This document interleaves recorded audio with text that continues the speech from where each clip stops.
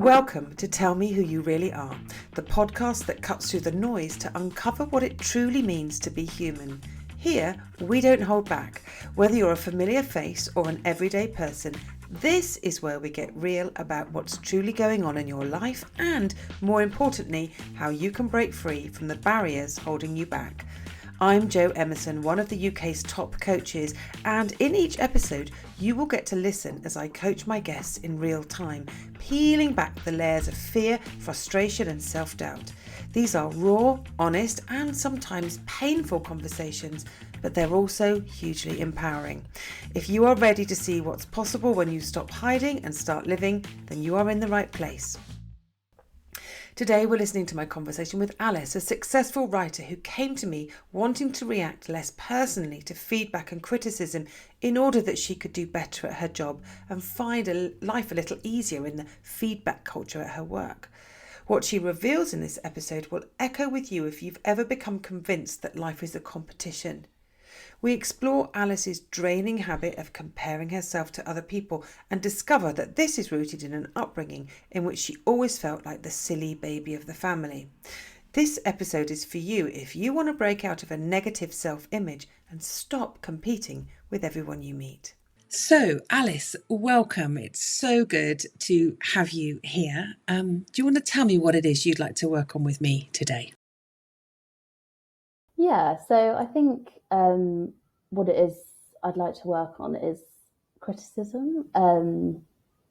Throughout my job and my personal life, I think it's something that I struggle with a lot. I sort of think it's, taking things very personally, especially at work, and that it day to day and then on a bigger scale of sort of bigger life choices. I think it has quite a big impact on the decisions I make and how I feel in certain situations.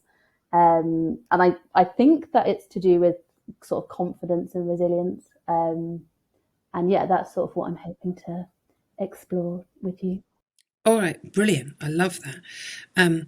So are you saying, just for clarification, are you saying that you find criticism hard to receive? You find feedback hard to receive? Yeah, really hard to receive. Okay.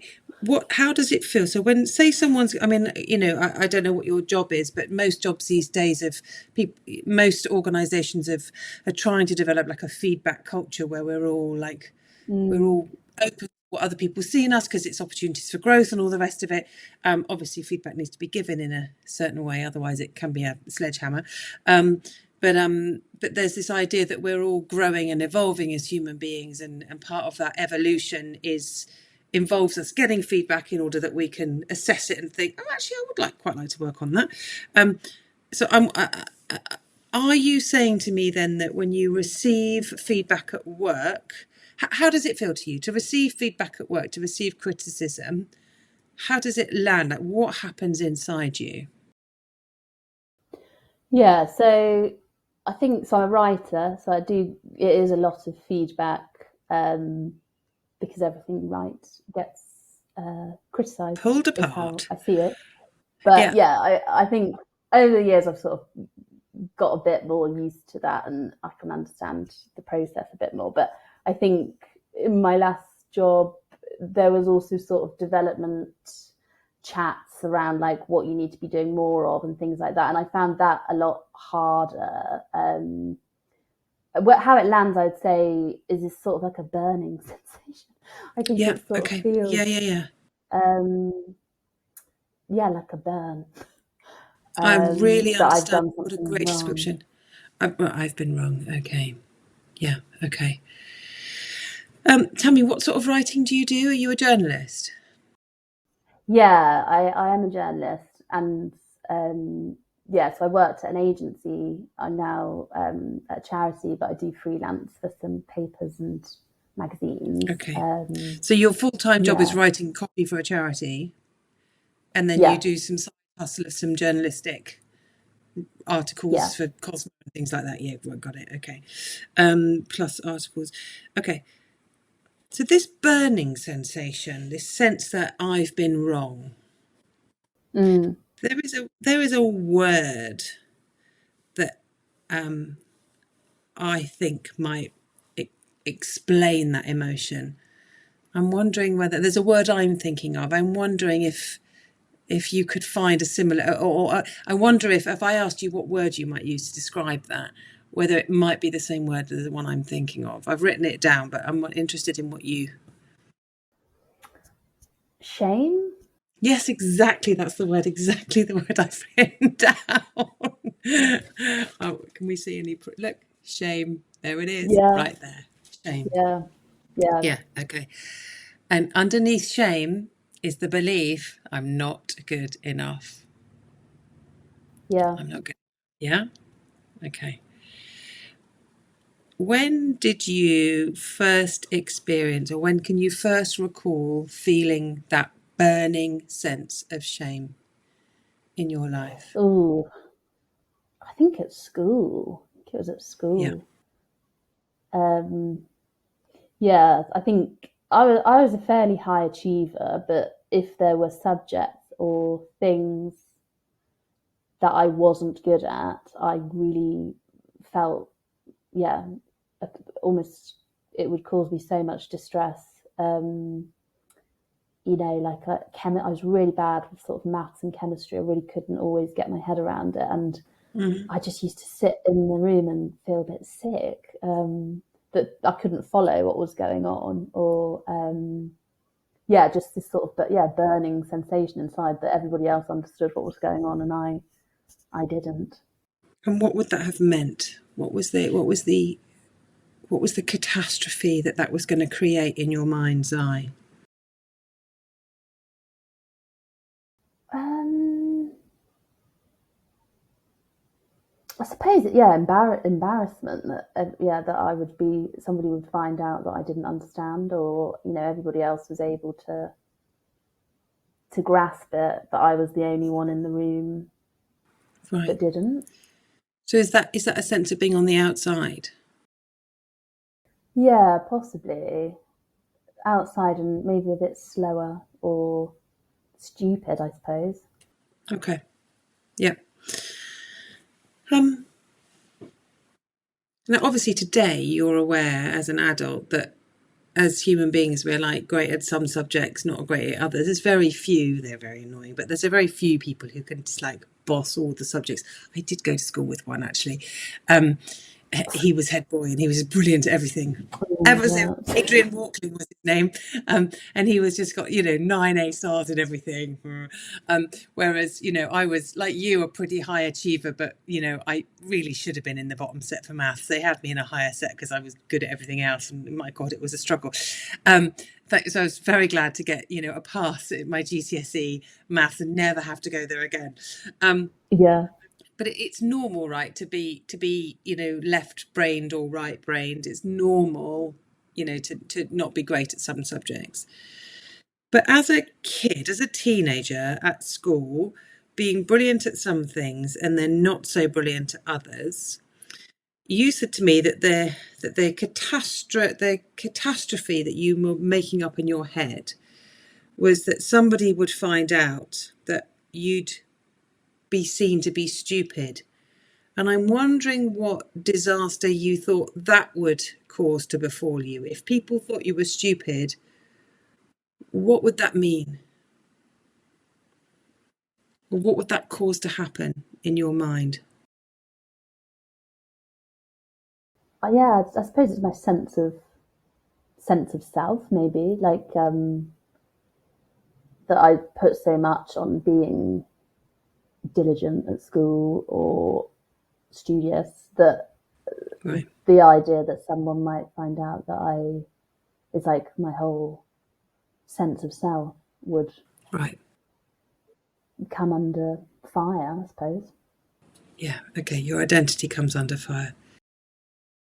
Yeah, and I have two older sisters as well. They were very clever, are very clever, and I think that as well, being the third one to do everything, they were ahead of me, getting all A stars and things like that. And I think, yeah, maybe that sense of belonging was at threat as well. That if I didn't sort of fit that mold, then am I even a member of the family? That kind of pressure.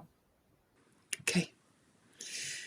Tell me what your mum and dad were like as parents. So my dad actually died when my mum was pregnant with me, so I never knew him. Gosh, wow. What But happened? it was a plane crash. So he was a pilot in the RAF.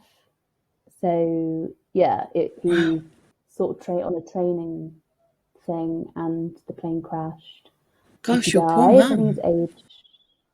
Yeah, so he was 30. I think she was maybe 28 when that happened. She was 2 months pregnant with me. So I grew up with my mum, who is a very intelligent woman. She's a teacher, very creative, but also a scientist, and knows every name of every bird and plant there is. Wow. Yeah, she's very intelligent and very strong. So yeah, I think although obviously grew up in a single parent family, I didn't Right. sort So of she didn't really. remarry. She's remarried now, but I was about 16 then when she Okay. So you remarried. didn't. So you had mum to yourselves, you three. Yeah, Yeah.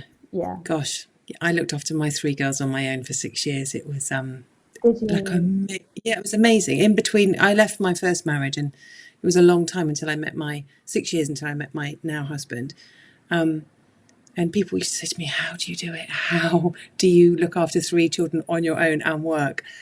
But you know what? It was we all of us, all four of us, my three girls and I look back on that time as and we had no money, like not a bean really, because paying the mortgage on your own with three other mouths to feed, But we had such a Yeah, it's huge. such a little tribe that we're really, really close because of the time.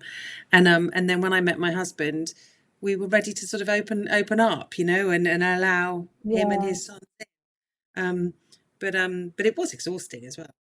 It was exhausting. I Yes, mean, I mean, yeah, I think in my like older years, I sort of realised how much she had to like working she full was time, a and bit knackered. I don't have any did she children, and did I she don't work know full how she time? did it. No. Did she Yeah, work she full did as a time? teacher. Yeah, Right. Right. So, yeah, and that's like a double full time job, isn't it? yeah. I think, Right, because of all yeah. the I mean, she's all the other work that you have to do as a teacher. yeah, exactly. Sort of the prep. Um, yeah, she sort of worked with older teenagers when we were young, and then sort of went to primary when we were older. So Okay. yeah, but yeah, I think yeah, as you say, you end up being quite a strong unit, don't you? Just Really even strong now, like unit. Yeah. yeah, Yeah. So what's interesting to me though is where you picked up this idea that you had to compete with your sisters and that you had to kind of be brilliant in order to belong to that family. yeah. Is that an assumption you made, or did that travel down through some probably innocuous comment that mum made that obviously she meant in a loving, kind way that you've taken in a different way? I'm just wondering, like, what basis you have for that belief. I think I suppose as the youngest, you're always the last to do everything. So people think you're a bit silly for a long time, or like I am a bit sort of impractical about some things, like very clever in some ways, but then there's some things that I just don't understand, or like I'll say something that's really misunderstood, or I think, yeah, that sort of was quite a source of humor when I was younger, and people would sort of laugh a lot at things I said. And I mean, even now when I go back, I suppose everybody sort of falls back into that dynamic, don't they? So like they do find the things that I do and say quite funny. But I think that left me with this feeling.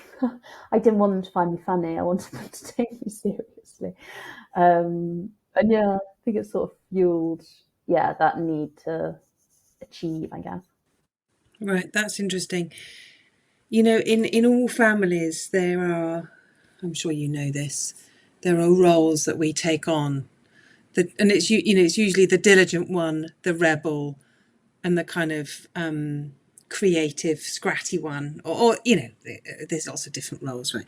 But usually you will find one. If I'm thinking about my three girls, there's one who is very, very diligent. Her bedroom is so tidy. Then there's one who's really messy, and uber creative, like ridiculously creative. She's 14, and I've just given which one it is away, but she's insanely creative and is just about to go and play the lead in Anne Frank at the Edinburgh Fringe. So I mean, like, that creativity is off the charts. And then I've got one super headstrong and kind of is a leader, and things need to be done her way, which is probably a lot like me. To be fair, I'm definitely a leader. They've all sort of settled into these roles, and I don't think that's how I've raised them. I mean, it must be some of how I've raised them, but I think a lot of it is just that kind of children, a bit like water, sort of find a channel, and if you find a channel where you can flow uninterrupted, you'll kind of stay there, right? But then of course that becomes the way in which people see you, and if you then want to break out of that channel, it can be really hard. Have you ever said to your mum and your sisters, I still feel a little bit like the one you laugh at, and I'm not sure I like it so much? Yeah, I have. I think in latter years, my sisters now have children, and I don't have children. And I think sometimes they think, even now, they sort of like, I can see them sort of catching eyes and like rolling eyes at me of things that I've done or said, or I don't think I've had a serious conversation with them, but I have sort of picked up on, like, can you stop laughing at me? Yeah. And mum? And Yeah, what not would really. mum think? What would your mum and sisters think if they could hear this? I think they'd think I was being a bit oversensitive, maybe. Yeah, I don't know. I think it's just the role that, yeah, like you say, I think they'd probably just be like, oh, well, that's just who you are in the family. What's wrong with that? You probably wouldn't think too much on it, I would say. Okay. Is it how you see yourself? A bit silly, a bit not as good as them, a bit less than?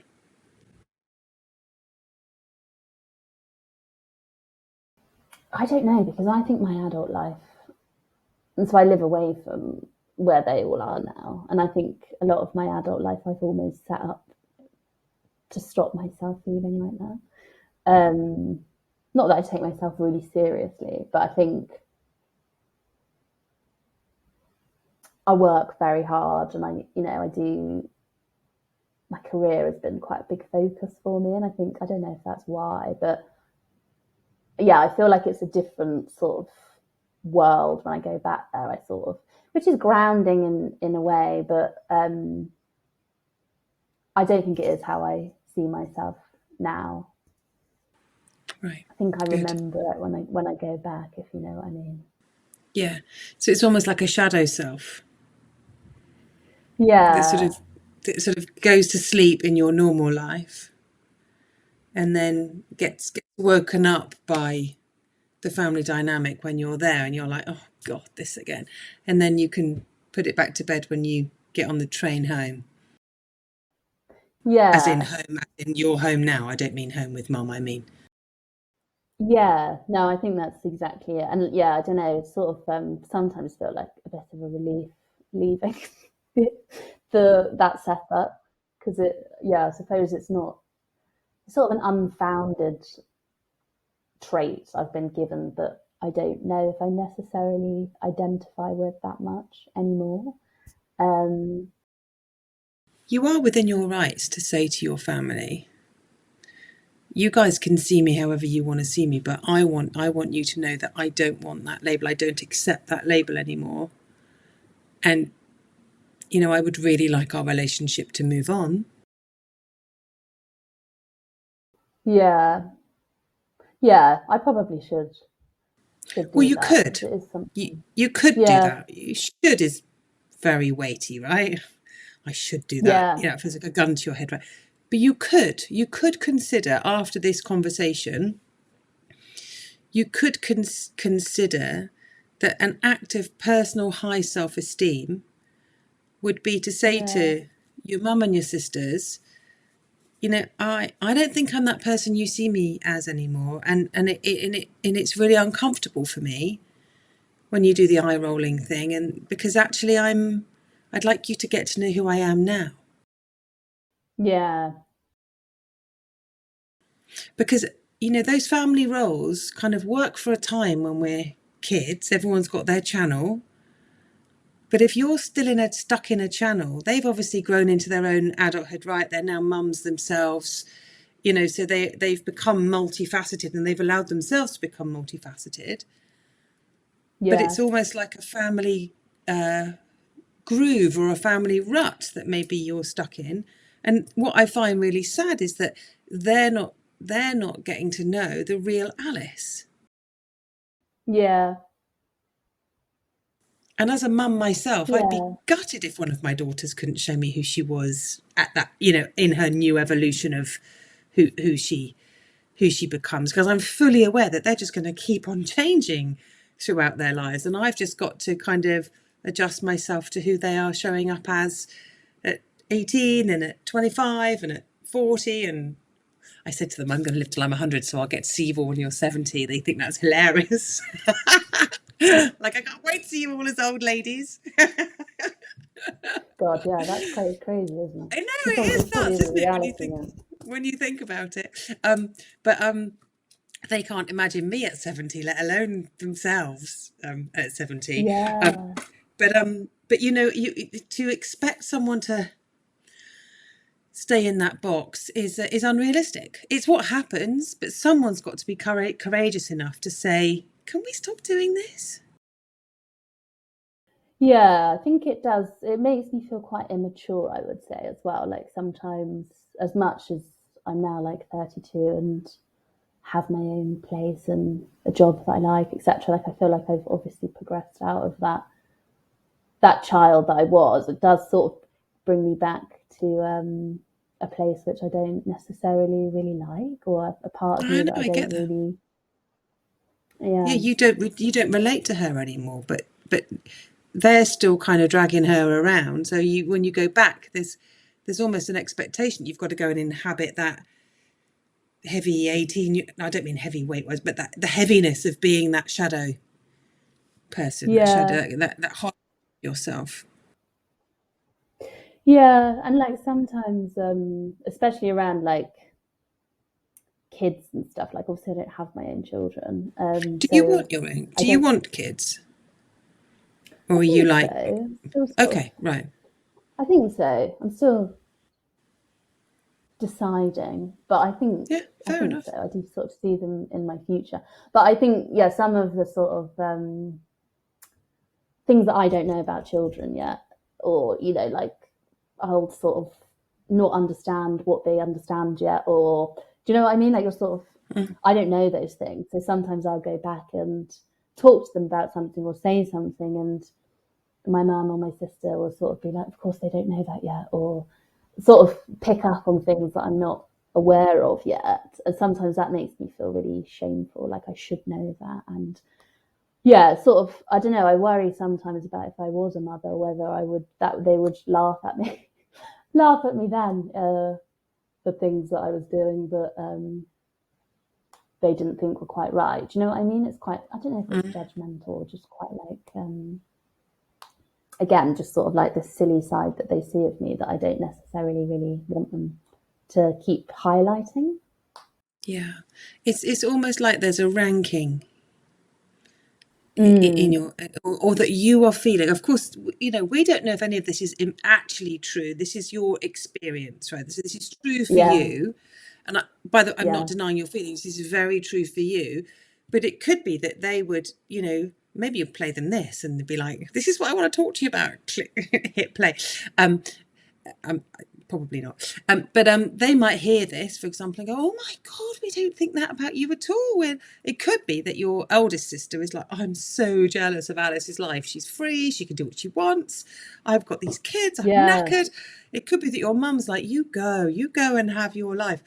But that it could be that it's you that's slotting back into that less than, I'm of a lower rank than these older sisters. Yeah. The likelihood is it's a bit of both. That for them, you're the easy person to not pick on, because it doesn't really sound like picking. It's more like they've slotted into a dynamic of ranking. And we're of a kind of more mature rank because we're older and we've got kids now. So therefore, and that Alice is a lower rank or a different rank because of the practicalities of her life, which is kind of, it's very patriarchal. It's kind of very heteronormative. It's, that's what was expected of women and all the rest of it. Nothing wrong with any of it, anyone's choices. But the ranking thing, the competitive thing, is where I think you're getting tripped up, and your relationship with them is getting tripped up. Yeah. So if you are feeling... Go on, you go. Sorry. No, I was just going to say, I suppose it is one of those things that gets ingrained when you're a younger child, isn't it? That you sort of always want what the next one's doing. You're always like yearning to kind of be at the point that they're at. And when you're younger, that is all quite harmless, I suppose. Like, okay, they're doing their GCSEs, so they don't have to do certain subjects anymore. And now I get to do that. And sort of always one step behind, but you'll be on that path. And then I think when in adult life, that's obviously really different. And they've met partners a lot earlier than me and settled down a lot quicker than me. And I think I've always felt this sort of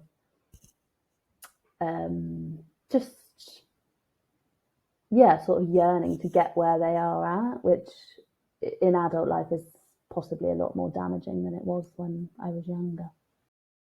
What if you were to step out of the race that you're in with them? What would life be like for you if it stopped being a race and a competition with your sisters and just became, this is the experience I'm currently having, these are the choices I'm currently making? How would it be to be Alice without the competition, without the race? A relief, I think. It would be a relief. Definitely.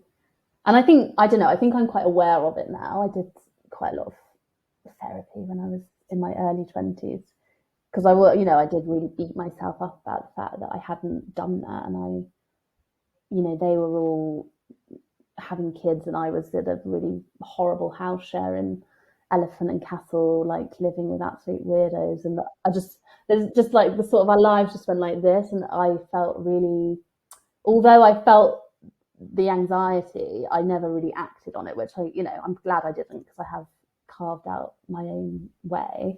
But I've never really got rid of the feeling that I've done something differently and maybe wrong. So yeah, like I'm aware of it and I try and not act on it, but it means that sometimes things aren't as pleasurable as maybe they would be if I didn't have that sort of weight on my shoulder, feeling like I should have done something a bit differently. Well, they do say that comparison is the thief of joy. Yeah. And you comparing yourself to your sisters is stealing your joy. And it's actually stealing your confidence, which is why you're struggling to receive any sort of criticism, because it's landing, any criticism is coming into you. And rather than landing over here, which is, oh, thanks for that, I'm going to go and give that some thought, because actually this is something I might be able to grow in. Instead, it's landing on this really sore, messy, unresolved part of you that's going, I'm already not freaking well good enough because my sisters are better than me and ahead of me, and now you're telling me this? Are you fucking kidding me? Yeah. And I think actually weirdly, like at work, it's, I don't know, because of the way that I've chosen to live differently, my work has meant more in a way. So like if I've ever had criticisms at work, or I haven't got a job, or I think I almost feel that more than the normal person, because I just feel like, well, this is what I've sort of given my life to and it's not working, or I'm not good enough to do that, so I should have just done the other thing, you know? Does that make sense? Mm. But you didn't do the other thing. Why didn't you do the other thing? I don't know, I think it just felt a bit boring at the time. Right, it's not what you wanted. No, It's not what I'm you a wanted. writer, and yeah, I wanted to write, and I was sort of lured by that dream, I suppose, over everything else. So that's an authentic expression of who you are. So you chose authenticity over the standard path, which I really admire. You've chosen growth over safety. I mean, it could be argued, and I don't know your sisters, they could be really, really loving their lives, right? But it could be argued that say someone, in fact, let's not think about your sisters, let's think about a woman of your age, say, what did you say, 32, who wanted to be a writer, but actually thought, I don't know though, I really should probably do what my family expect of me.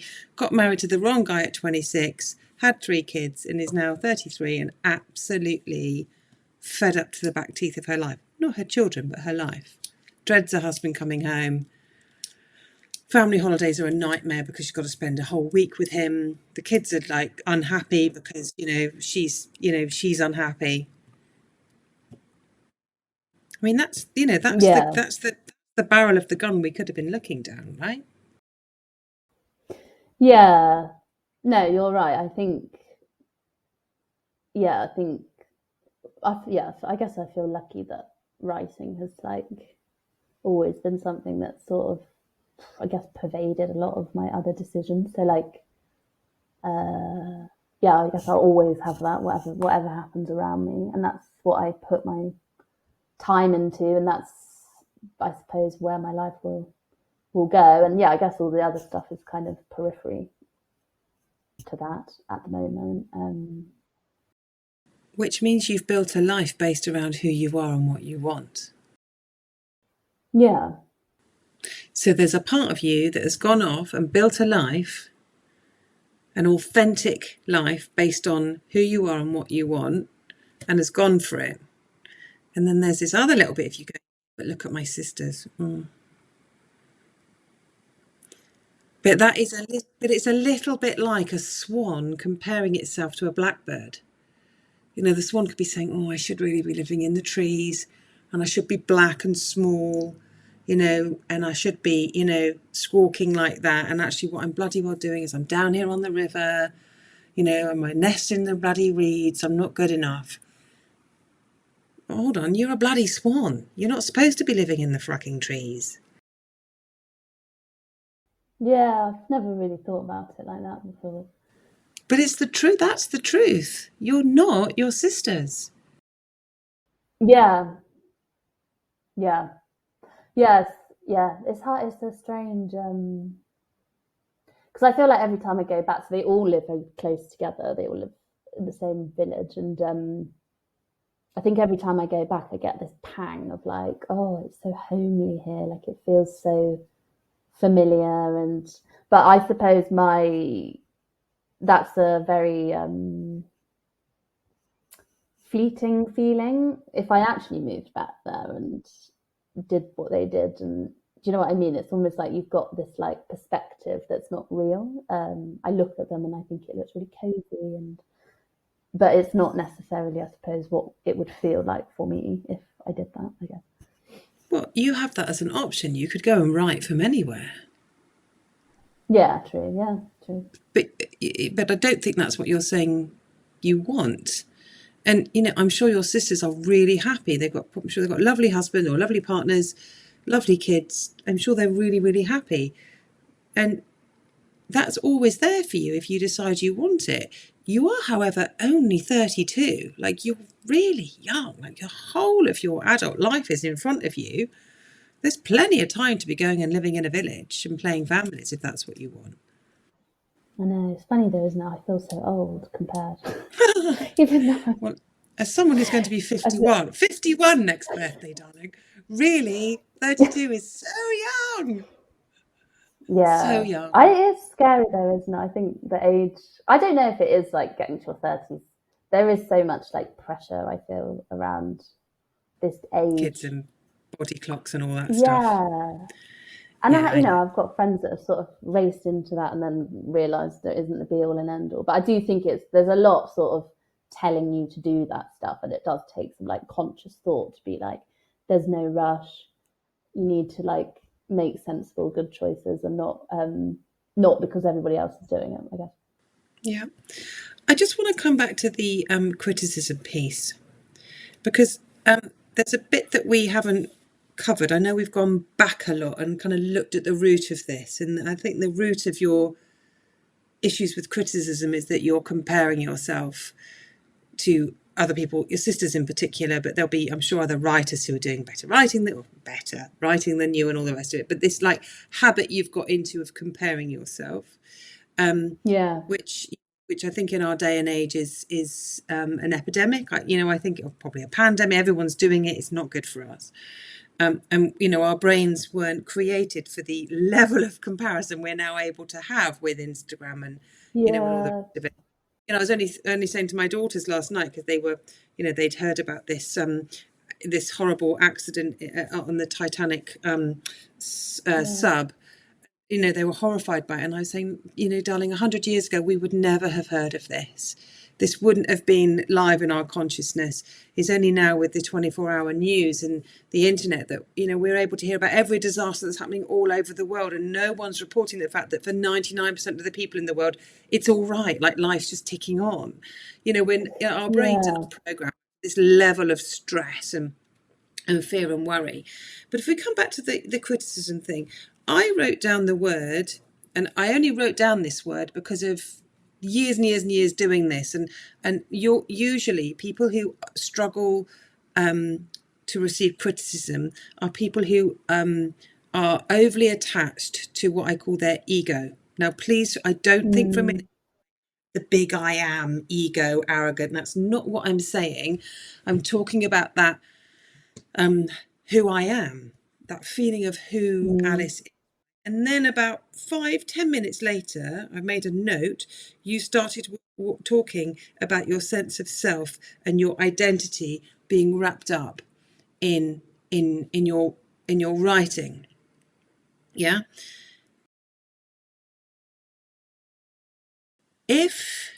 And the thing with ego is it's definitely a spectrum. So you can be very attached to your ego if you're arrogant, because arrogance is all about what do other people think of me.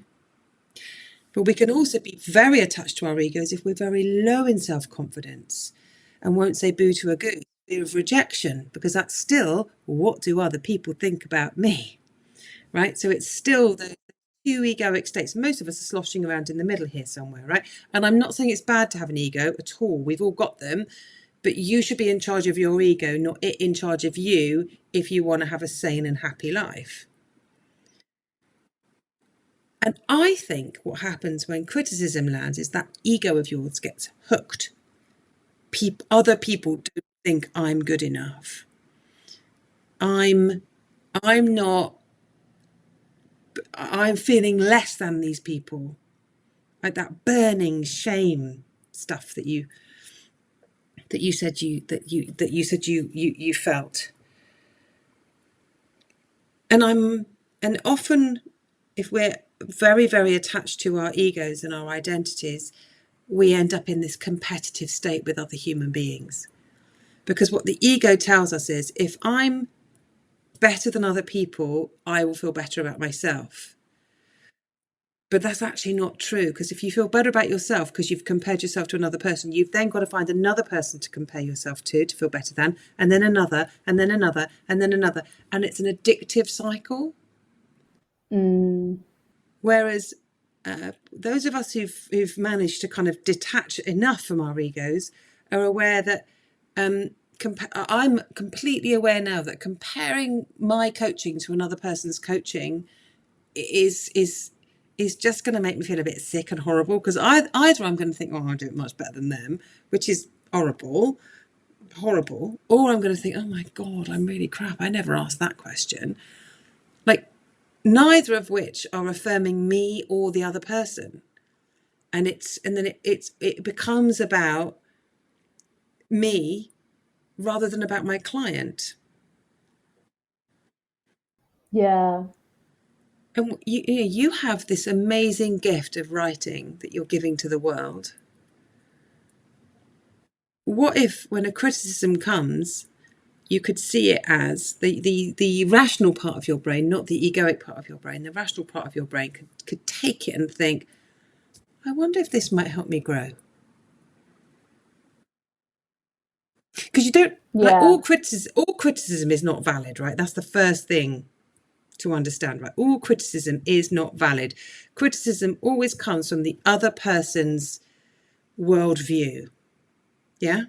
Yeah. So if someone's got an axe to grind with you, or they're jealous of you, or they, want to do better, or they're in competition with you, be wary, right? Because often that's just them trying to score points. But say it's your boss, and it's a good boss, or you're an editor who's like, God, your writing could be so much better if we could just get this out of you. Or your management of people, style could like really grow, but can I send you on a course, a management training course, for example? If that's someone because they want your growth and they want the growth of the organisation you're working for or the title you're working on, I would say that's an opportunity for you to think, right, there's me, Alice, I can kind of expand as a human being. Yeah. I think that's the difference in the response my immediate response is to reject it. Not necessarily the smaller edits of things like I can manage. I'm getting very used to those, but so yeah, I was in an agency before, which I think there are a lot of egos, and I think in an agency that is it is a bit of a struggle of the egos. I feel like everybody gets elevated and they want their own name on things, and I think I really struggled in that environment. And when I was then not given a job or not put on a project that I wanted to be put on, I found it, impossible to see that as an opportunity. I just rejected everything and left. I didn't want to deal with the fact that I felt that they didn't think I was good enough. I basically couldn't deal with that. Which is, very fragile, I suppose. Fragile. Well, it's a very extreme translation of events, because because there's many other things, right? Somebody could reject you because they're threatened by you. They could reject you because someone else has pitched something that's just slightly more down the thought process they were going down, because it's so subjective, right? It could be because they actually want you to do a different project. It could be that your fee was too high. It could be that actually they want to go to bed with the person they've given the work to, and so there's a kind of, a deal going on. I mean, but for you to go, oh, it's because I'm not good enough, like that's like 1% of the possibilities it could be. I mean, you and I could sit now, right, and in the next 10 minutes come up with at least 25 other reasons why someone else gets it rather than you. And you have chosen a career, my love, where, rejection is part of it, right? I know, I feel like it's like a self-fulfilling, I don't know, I've sort of chosen something that really scratches that wound a lot. Yeah, because this is where your growth is. This is where your growth is. This, if you can get over this, right, and get okay with rejection and criticism, you will be so much better as a writer, because you will take more risks. And you will be so much better as a partner and as a friend, because you will be humble enough to take some feedback. Because we all know what it's like to give some feedback and have it like thrown back in your face, and you're like, oh, bloody hell, I was just trying to, like this is, I think for you, Alice, this is the next kind of thing for you to work on, is is soothing that ego. And I do think there's something about you going back to your family and saying, could you please stop having me in that, stop. If you want to keep seeing me the way you want to see me, that's your business. But I want you to know that I don't buy with that person you see me as anymore. And I really don't appreciate the, and the, I'm an adult now and I'd like to be treated as an equal. Yeah. Something about that. I mean, I don't envy you the task, but I think it would, I think it's gonna, it'd be a very empowering thing for you to do, even if they don't in the moment like accept it or go with it. It will change the dynamic. The dynamic between you guys will start to change.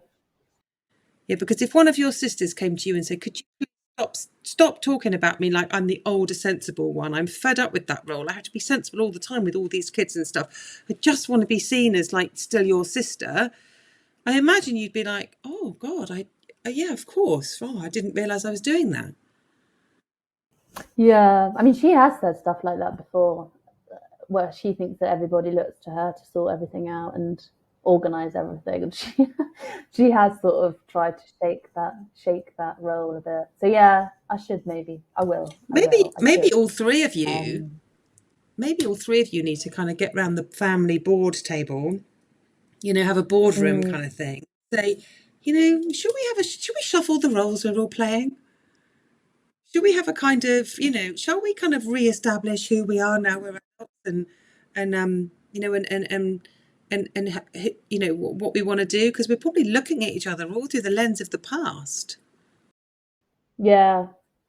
Yeah, it's funny, isn't it, how that sort of holds you all for so long. Yeah. Until someone has the courage to say, we're not these people anymore. And and it sounds to me like you might be the one to do that. I heard something on Woman's Hour recently. When I run, I listen to Woman's Hour because I'm so bloody middle-aged. My friend went, that is the most middle-aged. My friend went, that is the most middle-aged, middle-class thing I've ever heard in my life. Putting on your running gear, listening to Woman's Hour. 10 till 11.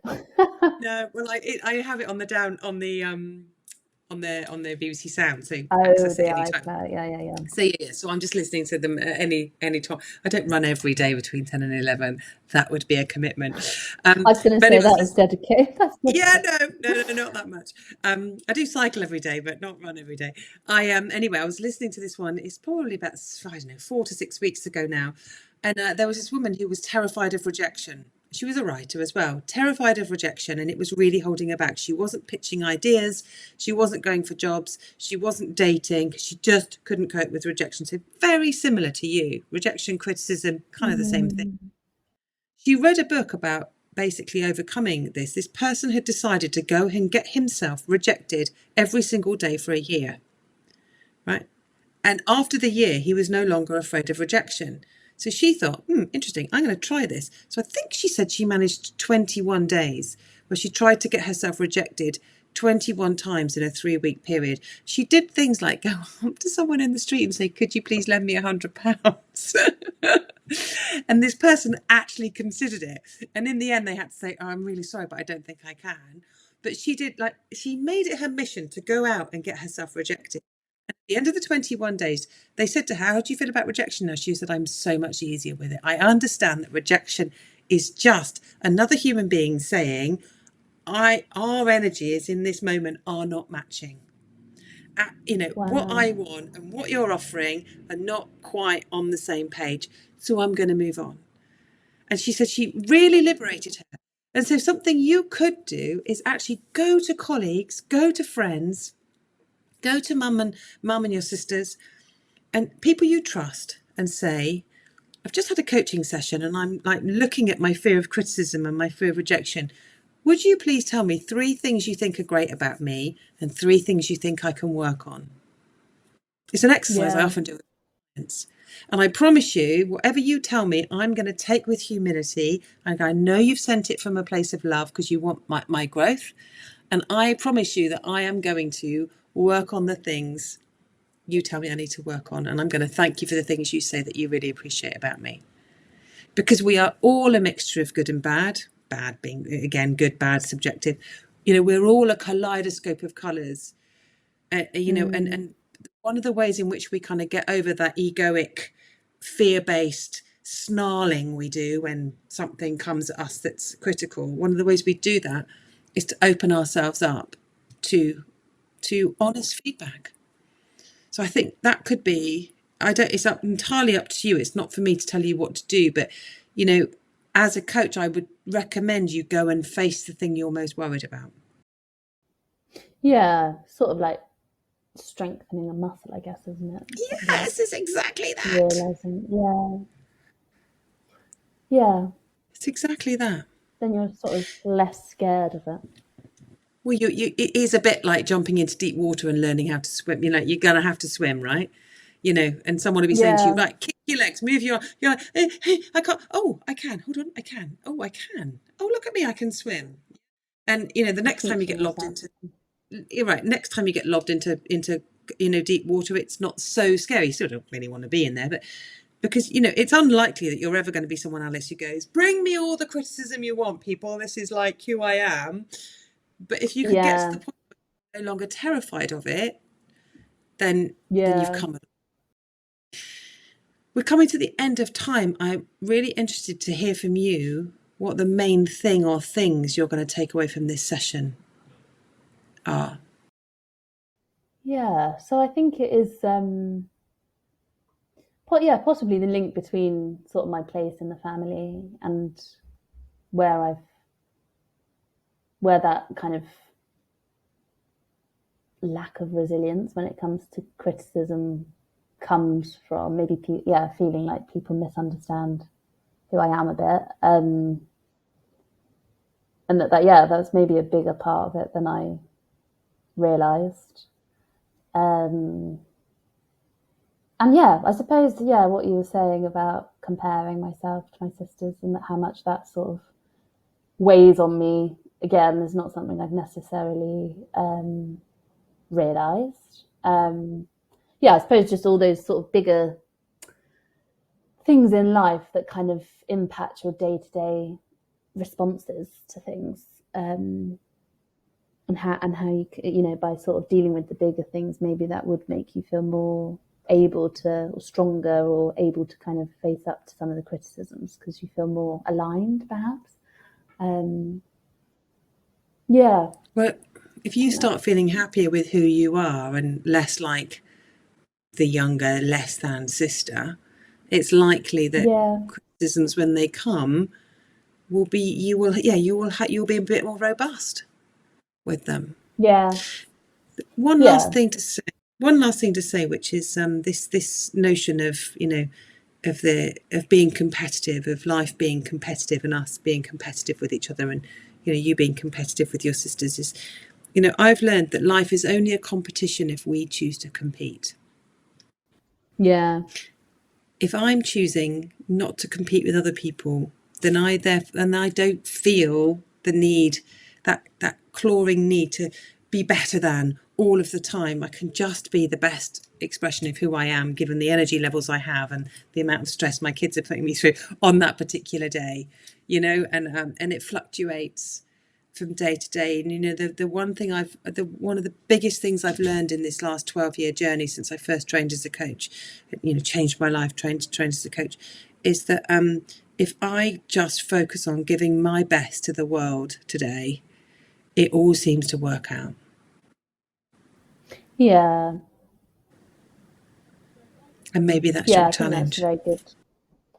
I think that's a very good way of looking at it. And I think it's very easy in the job, that I do, like you say, that it's quite easy to get lost in the output of your life, what you're putting out there, and the external things, I suppose. Whereas, like you say, if you kind of bring it back to your core and what you're doing and what you're trying to do, and that kind of feels a bit calmer when I think about that. Doesn't it? Yeah. Yeah. It's been so lovely to work with you today. Yes, thank you. Thanks very much for the the coaching. It was really interesting. Thank you. You're so welcome. If you are struggling with feedback and defensiveness, consider this. If you believed that feedback was simply someone else's opinion that you can choose to accept or not, how much easier might it be to hear? Secondly, what are you allowing from the past to poison your life today? What negative self-image do you need to drop? Thirdly, what are the things you don't like about yourself? Carl Rogers told us that we can only change things in ourselves that we can accept first. So maybe it's time to practice some self-acceptance. And lastly, know this. You do not have to be perfect to be loved. It is okay to get things wrong.